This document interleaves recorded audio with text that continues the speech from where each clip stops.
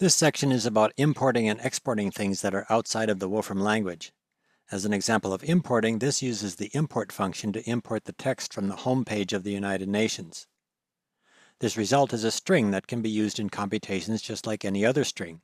For example, the languages in that text can be identified by first splitting the text into separate lines and then using the language identify function to identify the languages. This uses the string split function to split the string into lines. The separator between lines is the new line character entered as \n. Then use the language identify function to identify the language of each string in that list. It's also possible to import other things from websites. For example, this imports the hyperlinks from the UN website. This uses NestGraph to make a graph of hyperlinks from Stephen Wolfram's website. In this input, a pure function involving import is applied 3 times, which gives the hyperlinks at this web address and 2 levels of hyperlinks from those hyperlinks. To help keep the graph manageable, the take function is included to take just the first 5 hyperlinks at each level. This imports the image from the front page of Wikipedia. And this uses WebImage to import an image of an entire web page. That image can be manipulated like any other image. For example, this uses color replace to replace black with orange in that image.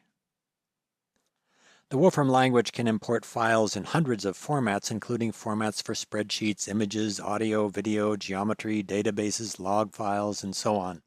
For example, this imports an image file in PNG format from Stephen Wolfram's website.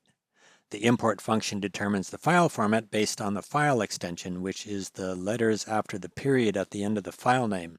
The file format can also be specified using the second argument in the import function.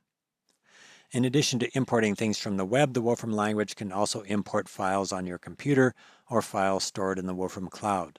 The variable $import formats gives a list of currently supported import formats. The Wolfram language also includes functions for searching the web. For example, this uses the WebImage search function to get images of colorful birds. This uses image identify to identify the birds in those images. An important source of external data is the Wolfram Data Repository. You can find out what's available in the Wolfram Data Repository by going to the Wolfram Data Repository website. For example, this shows the page in the Wolfram Data Repository for the full text of Darwin's On the Origin of Species. The data in the Wolfram Data Repository has been set up to be easy to work with in the Wolfram language. For example, this uses the resource data function to import the full text from Darwin's On the Origin of Species and creates a word cloud for the words in that text. There are also functions for sending things out from the Wolfram language. For example, this sends an email message through the Wolfram Cloud to the email address for the current Wolfram Cloud account. And this sends an email to a specified email address. There are several other functions for exporting things from the Wolfram language.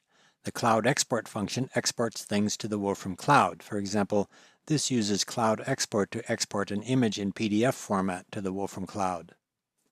Clicking on the hyperlink returned by the Cloud Export function will typically open a web browser with a page containing the thing that was exported, which here is an image of a circle. The export function can be used to export to local files on this computer. For example, this exports a table of prime numbers to a file on this computer. Here is the resulting file displayed in a spreadsheet program outside of the Wolfram language. This imports the contents of that file back into the Wolfram language. The list of currently supported export formats is given in the value of the variable $export formats. That list of export formats includes, among other things, formats used by 3D printers. As an example, this shows the graphics 3D expression for a geometric solid, and this exports that expression to a file on this computer and in a format suitable for 3D printing. Here is a result of 3D printing from that file. There's also a function called Printout3D that handles all of the steps of sending files for 3D printing to 3D printing services or to your own 3D printer if you have one. For example, this makes a picture of a random clump of spheres, and this uses the Printout3D function to send that file to a printing service. The result includes a link that can be clicked to go to the website of the printing service to see the file or make arrangements for printing. That's the end of the examples for this section. To summarize, here is the programming vocabulary from this section. The Wolfram language includes a broad range of facilities for importing and exporting data and information and other things in all common formats from a variety of places, including the internet and web services and files in the cloud or on your own computer.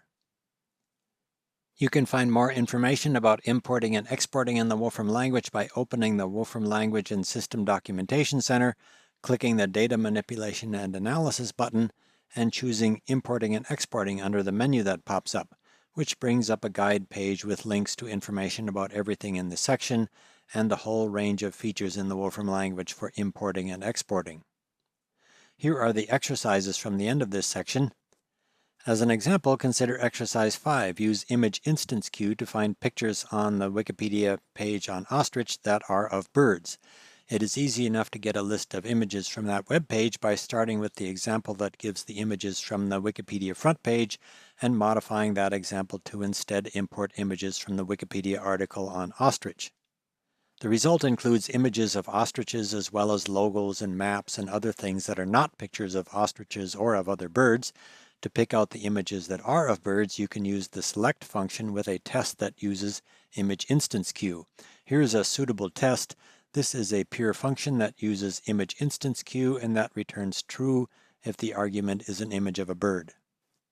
To complete the exercise, enter that pure function into an input that uses the select function to pick out the images of birds from the images that are imported from the Wikipedia article on ostrich.